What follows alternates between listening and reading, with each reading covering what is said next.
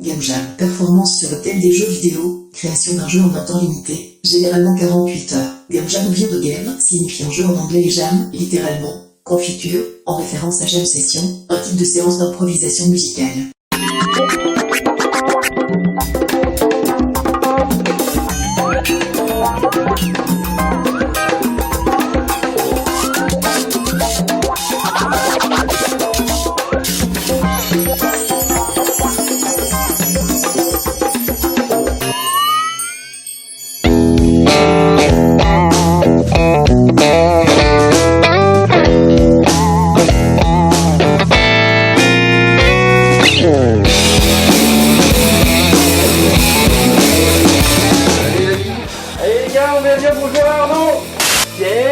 Vincent, voilà, attends, on va pas la Lynn, Marc. Ah là c'est une fille, alors c'est la vie, voilà, bonjour. Bah, c'est pas Marc. Bonjour, non, pas Marc, Vincent. Bon, dans le désordre, hein, il y a des prénoms, tu pourras les appeler comme tu veux. Tout ça va prendre du temps, mais... Pendant la période, là, ils sont pas parus. Je viens tout juste d'arriver dans les locaux du Cortex. Mais donc là, on va partir sur un long projet qui va durer 48 heures pour concevoir un jeu vidéo avec toute l'équipe de développeurs qui travaille ici et une partie des exemplaires du jeu, de l'argent récupéré par la vente des exemplaires, va être reversé à la Ligue française qui lutte justement pour soutenir la lutte contre la sclérose en plaques, qui est une maladie qui m'a accompagné bien malgré moi quand j'étais jeune, que je rencontrais pas mal de gens qui souffraient de ça. Et l'autre partie des exemplaires de ce jeu vidéo va être offert pour le coup à différents enfants qui sont hospitalisés dans différents hôpitaux pour leur permettre d'avoir un divertissement pour rehausser du mieux possible leur quotidien. Donc du coup, on va faire venir toute l'équipe, on va se mettre autour de cette boîte, tu vas choisir une seule enveloppe, tu vas fermer la boîte, tu ne découvriras pas les autres thèmes qui resteront secrets ad vitam aeternam et personne ne saura jamais ce qu'il y a dans ces enveloppes. Tu vas nous donner ton thème et celui de l'enveloppe en même temps. Et à ce moment-là, on va pouvoir réfléchir tous ensemble à quel jeu on va développer pendant ces 48 heures. Ok? Je t'aime comme un fou, comme un soldat de cinéma. Approche le micro, Lando. Okay. Voilà.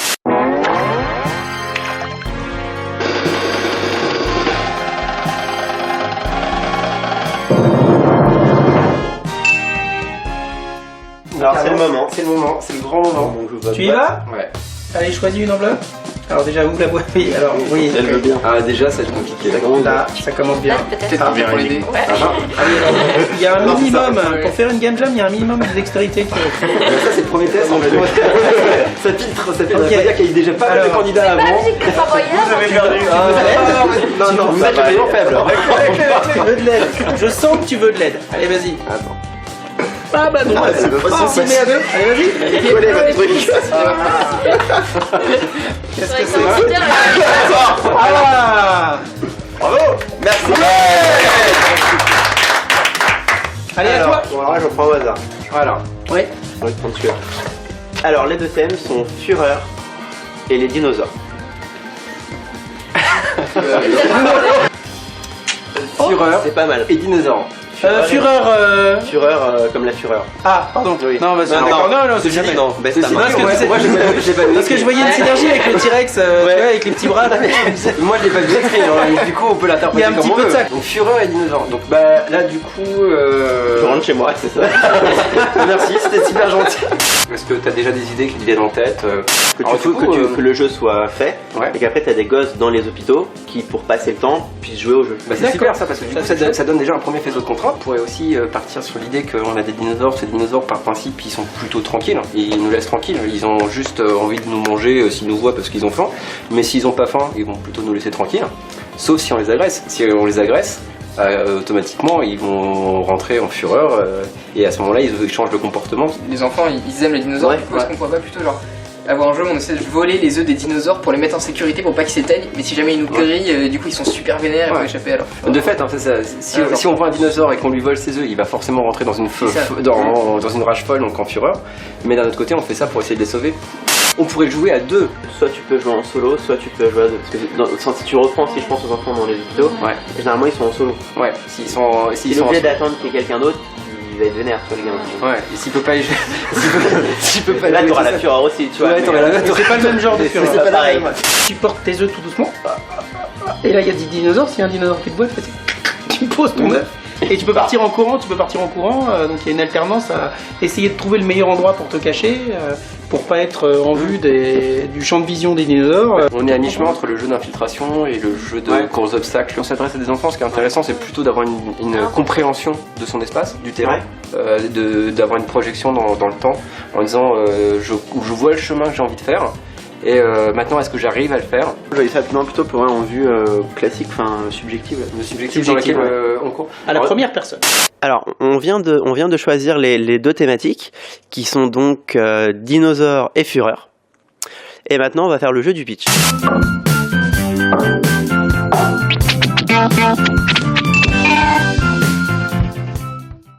On fait un jeu sur les dinosaures. Et les enfants sur l'homme passé, pour permettre à chaque personne de surveiller les dinosaures pour les soutenir et la fermer et d'éviter l'extinction de la race. Mais t'es con, toi! Le but, c'est de renforcer l'homme passé pour récupérer Alors, évidemment, pour récupérer les dinosaures vont pas être contents si les récupérer en utilisant.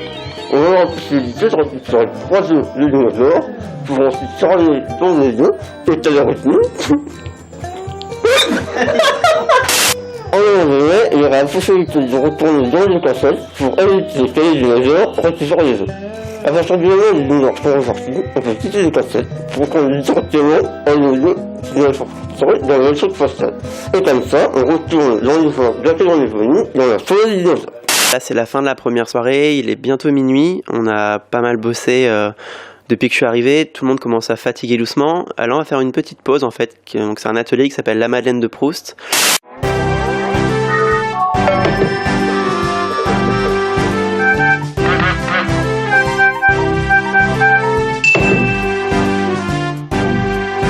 Ton premier souvenir vidéoludique alors? Ouais.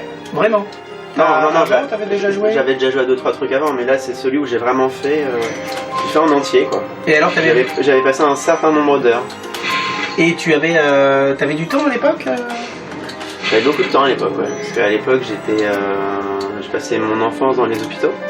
D'accord. Pour différents problèmes de santé, et du coup j'avais tout mon temps à perdre si tu veux. C'est un bon souvenir qui est intégré dans une période compliquée et qui me permet d'avoir tous les... En fait c'est un jeu qui m'a apporté plein de bol d'air on va dire dans cette période-là. Ah, c'est le jeu médicament carrément. C'est le jeu médicament, on peut dire ça comme ça. C'est ça? Ça a apporté un peu de loisir, un peu de changement. J'ai passé une dizaine d'années en tout en lien avec le milieu hospitalier. Et puis à terme j'ai fini par sortir, heureusement à un moment donné. Ah oui, parce que t'es là. Oui, j'ai guéri et je suis parti. Et à partir du moment où j'ai quitté les hôpitaux, j'ai pu développer et jouer davantage, développer mes talents de gamer, vois-tu. J'ai eu la chance d'être hospitalisé dans des lieux comme la Maison de Solène où on aide beaucoup les enfants et les adolescents sur l'accompagnement, on va dire, psychologique via la culture, via le jeu vidéo, via le théâtre, enfin il y a plein de choses. Après, la plupart des hôpitaux et des lieux n'ont pas forcément de cette chance-là, essayent de mettre en place des projets. Mais c'est pas forcément évident. Et on voit pas le temps passer, j'imagine. Quand on est au milieu hospitalier, si on n'est pas en période de soins, on attend en fait. On attend, donc le moindre truc est sujet au divertissement. Et quand t'as un vrai divertissement, c'est sympa. Il y a beaucoup de choses qui sont en train de se développer depuis quelques temps. Il y a une prise de conscience de l'importance du développement. Un enfant malade. C'est un enfant avant tout quoi, donc faut lui permettre de se divertir à un moment donné, ça reste quelque chose d'extrêmement important. En tout cas j'espère que le jeu qu'on est en train de réaliser là aujourd'hui, en tout cas pendant ces 2 jours, aura une chance d'atteindre son public et peut-être d'être joué par des enfants hospitalisés. Ça j'en suis sûr parce que justement, connaissant plutôt bien le milieu, je sais ce que Moi en fait, le concept c'est de créer un jeu auquel j'aurais aimé jouer à cette époque-là. c'est la possibilité de s'évader, de rêver, d'aller dans un monde autre. Quoi. Là, c'est les dragons, bon, nous on crée quelque chose en lien avec le milieu des dinosaures. Là, c'est un autre univers. Ah oui, bien sûr. Mais dans l'idée, c'est la même chose, c'est le même concept. Parfait. On décolle? Allez, on décolle. Allez, on décolle. C'est parti. Wouhou!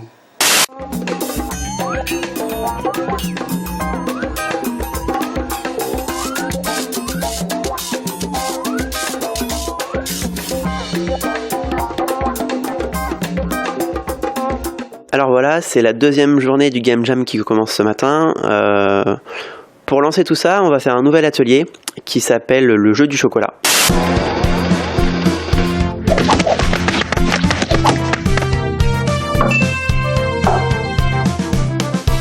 T'as une balle, tu marques des paniers, celui qui marque le plus de paniers a gagné. Ok. Pas au chocolat. Alors, je relève le défi des chocolatines. Fred, si jamais tu l'emportes, tu devras... Bah rien. Ça, c'est pas mal. Ça, c'est vachement équilibré. C'est hyper équilibré.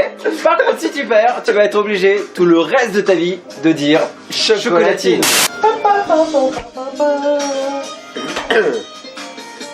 Falloir que tu rentres, Joël. Oh là là, les gradins sont en délire. Donc toi, t'es les triangles ou pas? Parce que rien. Ah, attends.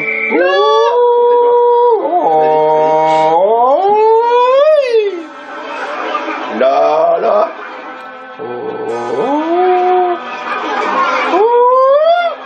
Ouais, vas-y. Ah non, merde. Il marque contre son corps, moi, C'est ma spécialité. Oh oui, oh oui, oh oui, oh oui. Ah, mais non. Oh oui. Ah oui, ah non. Évidemment, en toute partialité, il a toutes ses chances de gagner. Ouais, je tiens à préciser qu'affronter le C'est un développeur... post-mortem là? Ouais. Ah oui, mais il s'est fait lamentablement battre. Comment il s'est fait défoncer? C'était pitoyable. C'était pitoyable. Oui, non, mais tu peux toujours. tu peux toujours. Mais c'était terrible. Mais bon, mais j'ai essayé pourtant. je tiens à dire quand même qu'on a toutes ses chances. On a toutes ses chances. Ensuite, t'as perdu une fois, je crois, contre toi-même. Ah oui. Ouais, c'est ça. Je me suis marqué un but pour l'aider. Oui, c'est ça. Bonjour madame. Bonjour. Je voudrais 10 chocolatines s'il vous plaît et 10 croissants. Ah. Ce que je lui ai dit, c'est meilleur. Le touriste. Le touriste toulousain.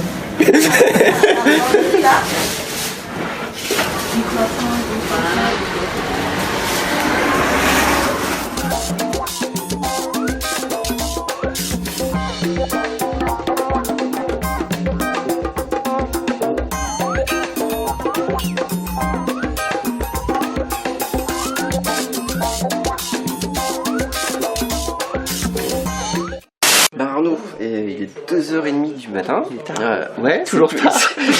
Il est plutôt tard. Mais en fait, toi, c'est une espèce de constante dans la Game Jam. En fait, tu vois, à Il est n'importe toujours tard. à n'importe quelle heure de la journée, il est tard.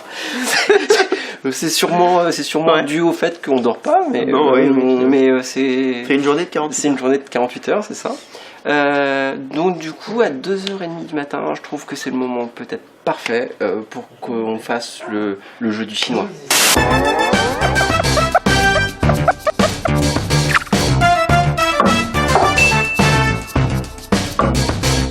Si tu étais un méchant de jeu vidéo, Un méchant de jeu vidéo. ouais, qui tu serais et pourquoi?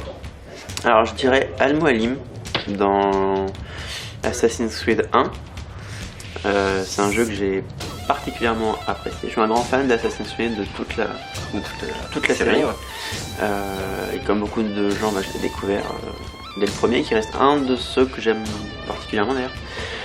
Et en fait, je dirais Al-Mualim parce que c'est une personne qui, en fait, nous balade quoi, par le bout du nez tout au long du jeu. Et je trouve ça assez intéressant et assez sympa. J'ai beaucoup d'admiration pour les gens qui sont très manipulateurs comme ça. Et puis je trouve qu'aussi c'est quelqu'un qui a, enfin dans le jeu en tout cas, qui est très charismatique. Si tu étais une combinaison de touches, qu'est-ce que tu serais? Le carré-croix dans FIFA, parce que c'est la feinte de frappe qui me permet de marquer 95% de mes buts dans le jeu. En fait, sans cette combinaison, je n'existe pas dans FIFA. Si tu étais Un animal ninja. Oui. Qu'est-ce que tu serais? Alors, je me suis posé cette question hier soir. Figure-toi. comme toute personne de saine d'esprit, après 36 heures non-stop de développement d'un jeu vidéo. Alors pour le coup, sans hésitation, un lézard volant. Un lézard volant. Ouais. Le lézard, pourquoi? Parce que de manière générale, j'aime bien les reptiles. Le thème du jeu, c'est les dinosaures. Donc il y a un lien un peu avec les reptiles des fois. Après volant, parce que je suis passionné par tout ce qui est aviation. Et les questions assez débiles qu'on pose des fois, quel super pouvoir t'aimerais avoir? Être invisible, lire dans les pensées, tout ça je m'en fous. Par contre, l'idée de pouvoir voler, tu vois, c'est le genre de truc qui me fait vraiment kiffer. Donc voilà, les arts volants, ça fait un mix des deux, quoi. Voilà, les arts volants invisibles. S'il faut vraiment aller plus loin, tu vois. Ouais. Mais les arts volants, c'est déjà pas mal. C'est déjà pas mal. Très bon. Merci. De rien.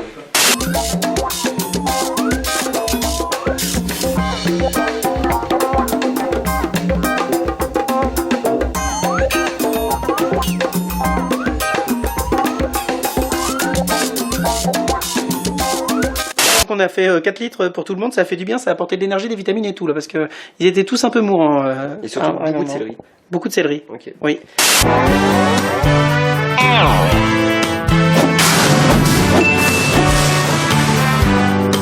Le matin, ça va nous permettre de réveiller un peu toute l'équipe qui en a bien besoin. On va faire Ah oui, parce que là on a des morts cérébrales. Là. Moi j'ai des. On a appelé un neurologue Ça commence à être- pour qu'il puisse déclarer quelques morts cérébrales. On va faire, Donc, on va faire un petit jeu et puis en plus du coup ce que je te propose, parce qu'on n'a pas eu encore l'occasion d'en discuter, de tu nous dises un petit peu ce que tu fais, en fait qui tu es.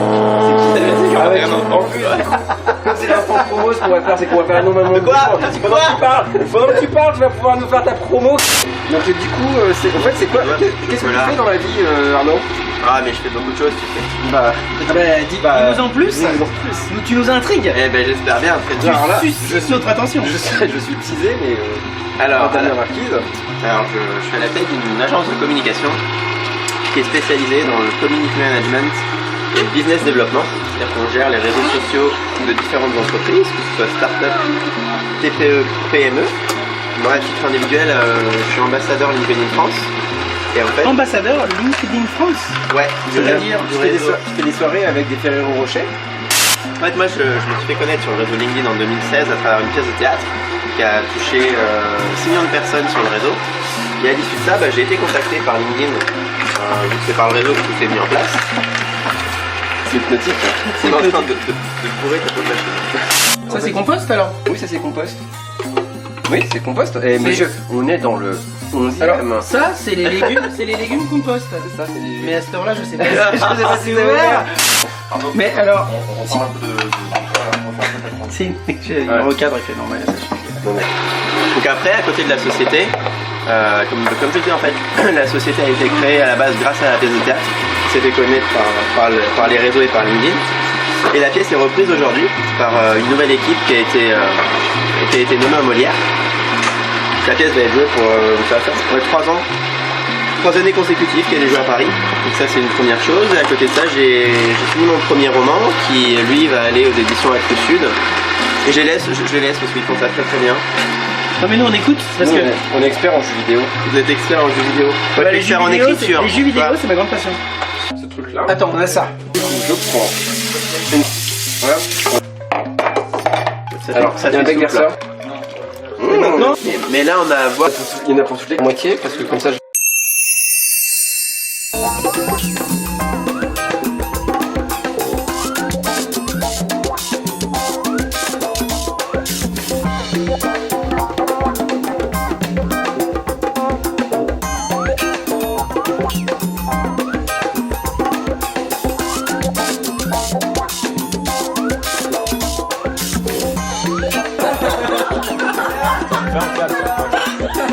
Bon voilà, on arrive dans la dernière ligne droite. Il reste 1h30, 2 heures avant que le jeu soit finalisé et qu'on le teste tous ensemble au cœur du studio. Alors donc ça fait 48 heures qu'on est ensemble, on a absolument tout fait dans ce studio, on a mangé, on a dormi, on s'est même lavé dans le studio. Donc là voilà, on sent qu'il y a un petit peu de pression derrière moi. Ils sont tous là-bas en train de bosser comme des fous. Et donc du coup on se retrouve dans 1h30 pour voir ce que tout ça va donner.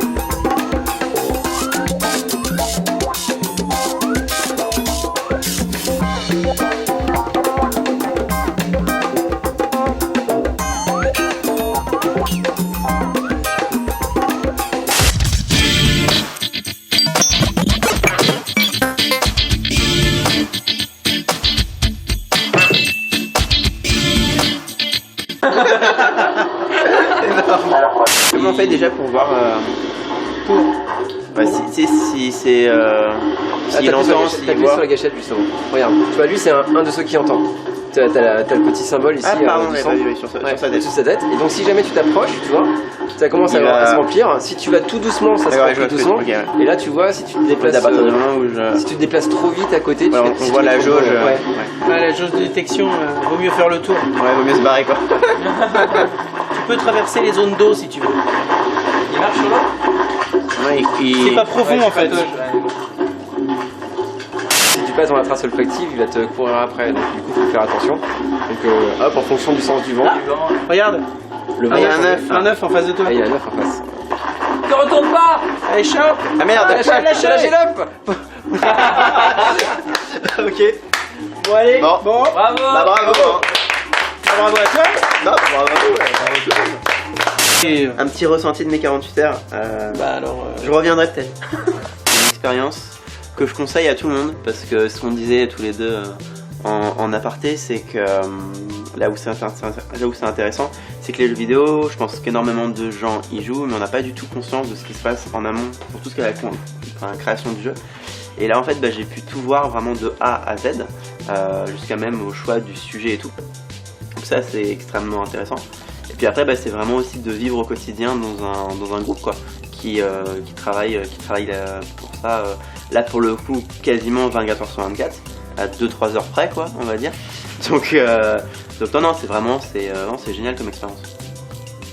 Donc merci beaucoup. Écoute, pour nous aussi Ah oui. c'était très agréable de t'avoir comme invité. Tu fais pas de bruit, tu fais rien, t'es resté couché.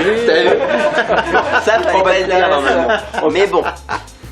En fait, donc à la base, on s'est lancé un défi qui est donc de réaliser un jeu vidéo en 48 heures, donc sur la thématique des dinosaures et de la fureur. Et en fait, le jeu a été conçu, donc ça déjà c'est une première victoire. Je pense que c'est important de le dire.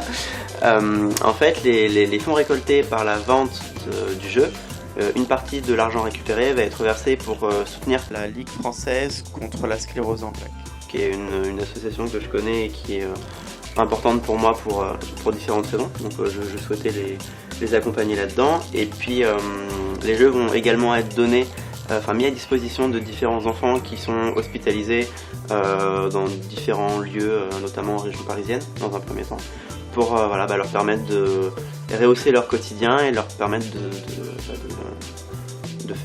se divertir comme ils peuvent. Donc voilà. Parfait.